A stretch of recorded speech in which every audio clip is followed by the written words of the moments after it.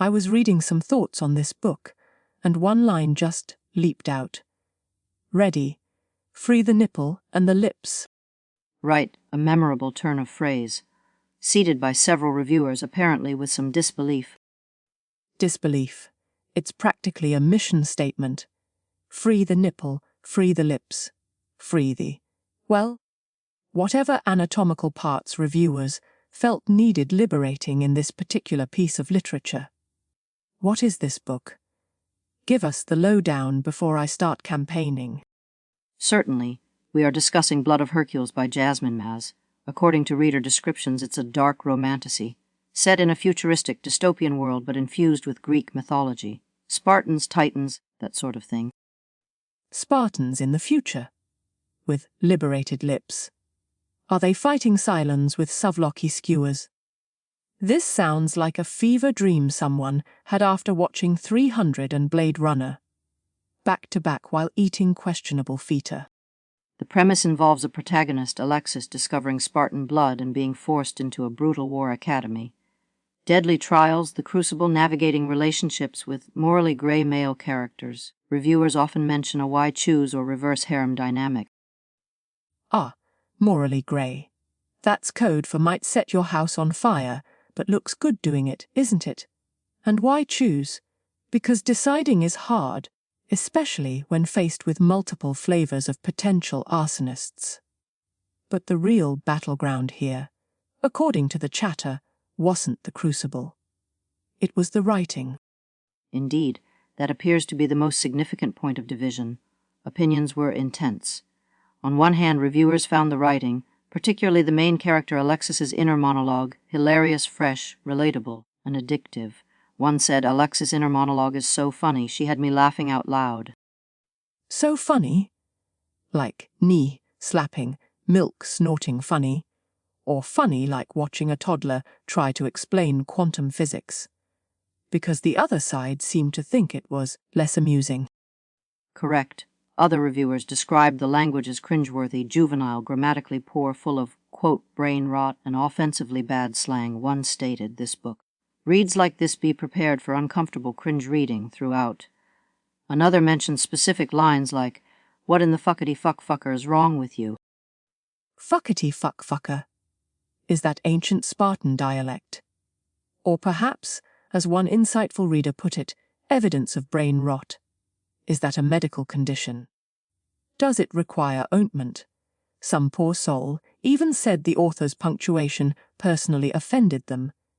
Imagine being offended by a comma. The sheer audacity. The contrast is stark. Some found the author's style unique, saying if you love her style you can't get enough. Others compared it, rather unflatteringly, to My Immortal. My Immortal. Are you telling me this book might secretly be penned by Ebony Darkness Dementia Raven Way? That explains the liberated lips. It all makes sense now. This isn't just a book, it's a potential piece of internet history. Or maybe just, as someone else put it, Zodiac Academy from Temu.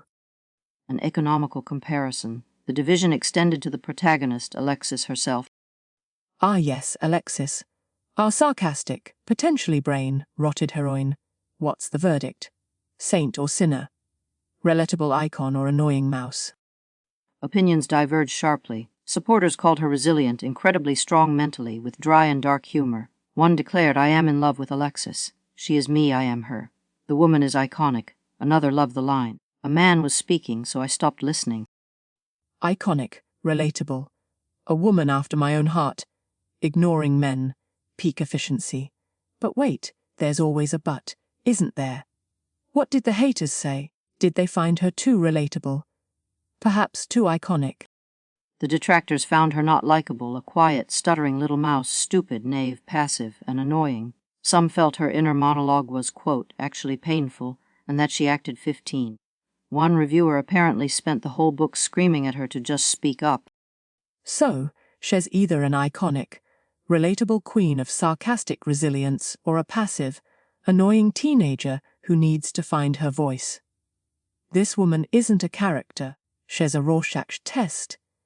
What you see depends entirely on whether you've had your coffee or if your own inner monologue sounds like dial up internet.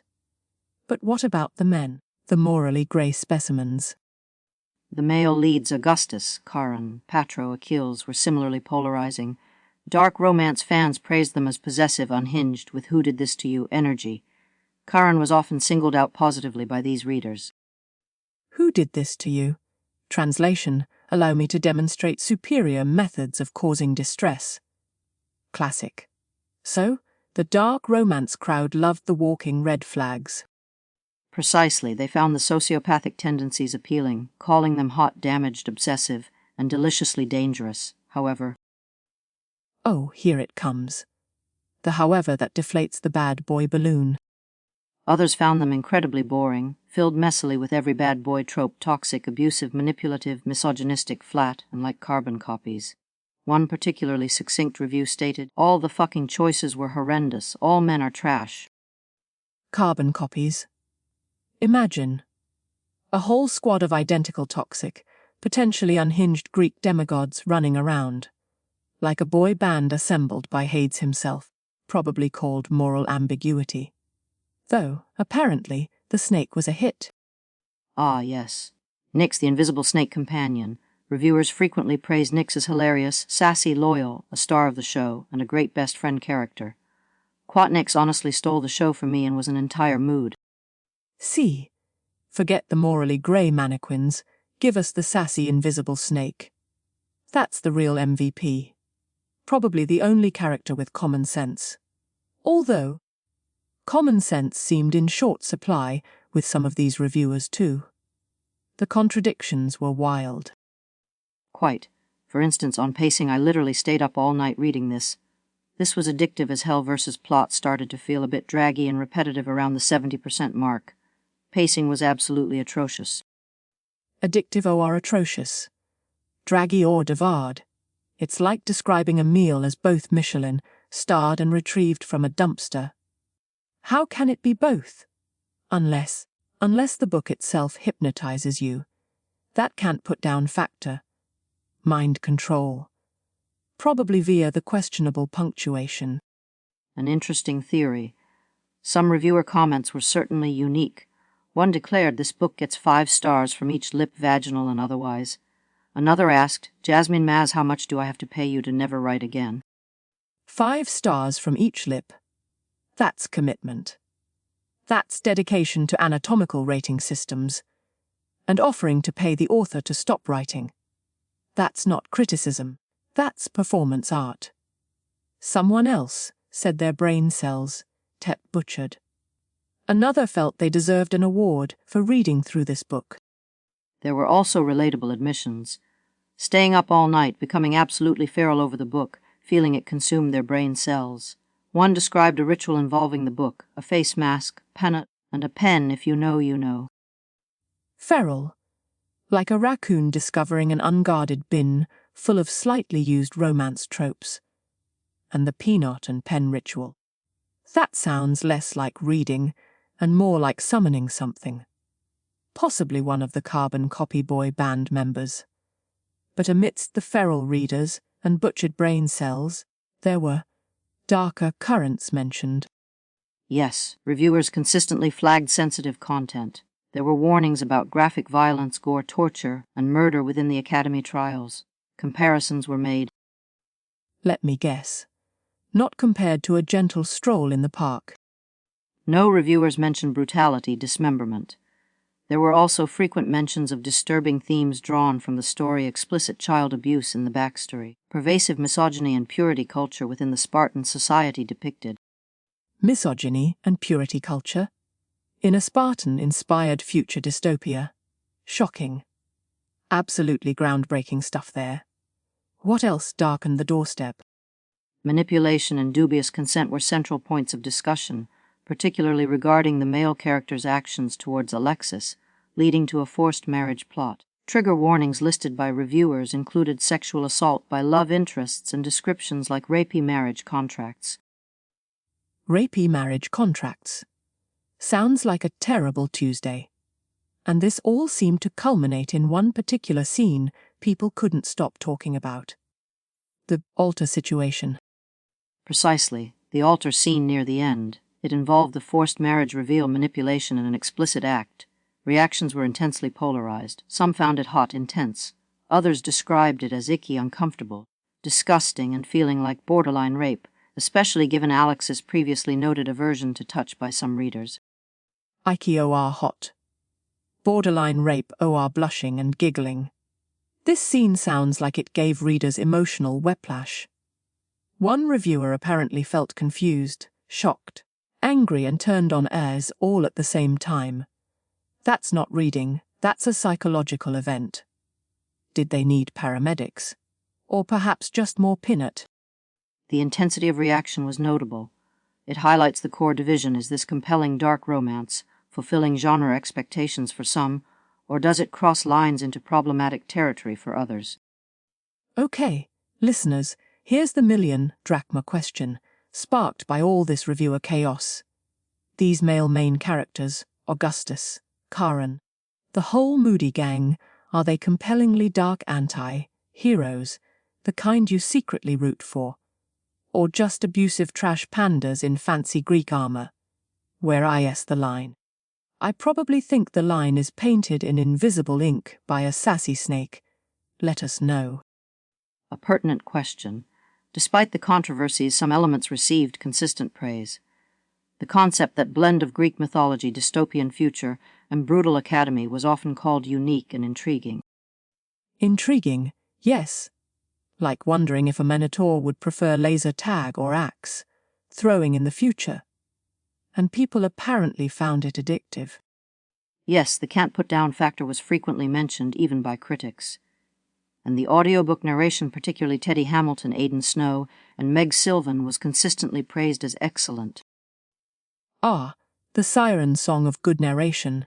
It can make even questionable punctuation sound like Shakespeare. Or at least, like very dramatic brain rot. Speaking of which, got an email. Oh dear. Dear Heart Book Radio, the host is onto something. That reviewer comparing Blood of Hercules to My Immortal wasn't joking. I've cross-referenced the excessive angst, the questionable grammar, and the focus on dark, brooding men. Next, the snake. Clearly a disguised ebony darkness dementia raven way. The fuckety-fucker line, pure gothic poetry. 5 stars for cracking the code.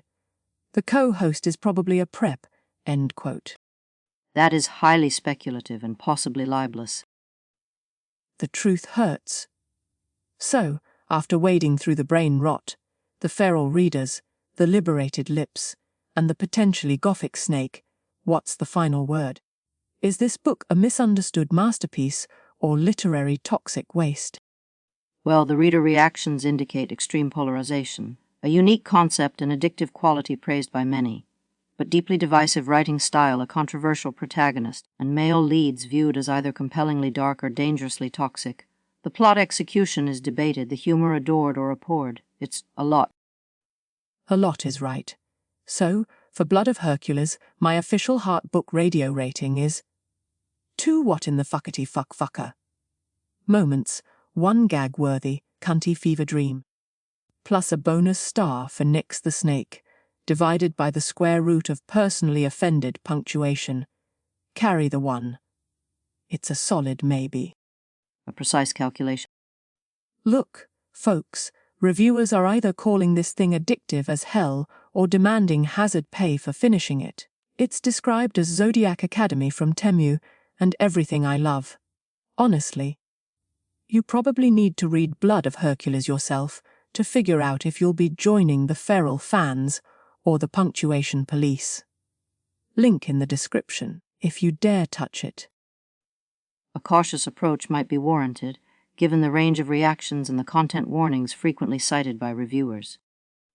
Join us next time on Heartbook Radio when my co-host attempts to review the phone book based solely on its font choices. It'll be riveting. Maybe. I will do no such thing. This has been Heartbook Radio. Stay weird, bookworms.